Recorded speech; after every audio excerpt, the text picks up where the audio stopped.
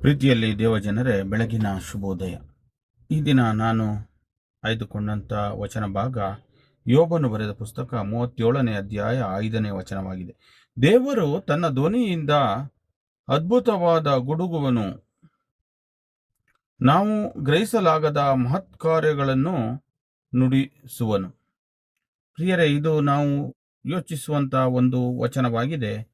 ದೇವರು ನಮ್ಮ ಸಂಗಡ ಯಾವಾಗಲೂ ಇರುತ್ತಾರೆಂಬುದಕ್ಕೆ ಇದು ಆಧಾರವಾದಂಥ ಒಂದು ವಚನ. ನಾವು ಅರ್ಥ ಮಾಡಿಕೊಳ್ಳುವುದು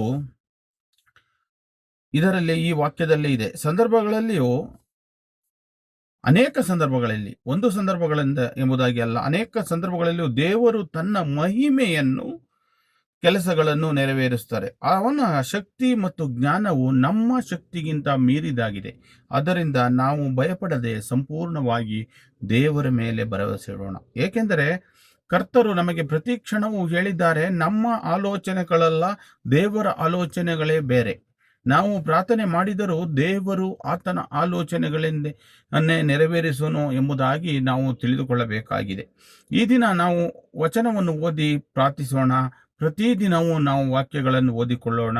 ಈ ವಾಕ್ಯವನ್ನು ಪ್ರತಿ ಕ್ಷಣ ನಾವು ಪ್ರತಿದಿನ ಬರೆದು ಓದಿಕೊಳ್ಳೋಣ. ಏಕೆಂದರೆ ದೇವರು ಅದ್ಭುತ ಮಾಡುವರು. ವಾಕ್ಯವನ್ನು ನಾವು ಹೃದಯದಲ್ಲಿ ಸ್ವೀಕರಿಸಿದಾಗ ದೇವರು ನಮ್ಮ ಜೀವಿತದಲ್ಲಿ ಮಹತ್ ಕಾರ್ಯಗಳನ್ನು ಮಾಡುವರು ಎಂಬುದಾಗಿ ಕೇಳಿಕೊಳ್ಳಬೇಕಾಗಿದೆ. ಪ್ರೀತಿಯಲ್ಲಿ ನನ್ನ ದೇವಜನರೇ, ಈ ವಾಕ್ಯವನ್ನು ಅನೇಕರಿಗೆ ಕಳಿಸಿಕೊಡಿರಿ. ನಮ್ಮ ಯೂಟ್ಯೂಬ್ ಚಾನಲ್ ಸಬ್ಸ್ಕ್ರೈಬ್ ಮಾಡಿ. ಪ್ರತಿದಿನ ವಾಕ್ಯವನ್ನು ಕೇಳಿ. ನಾವು ನಿಮ್ಮೊಂದಿಗೆ ಪ್ರಾರ್ಥಿಸುತ್ತೇವೆ.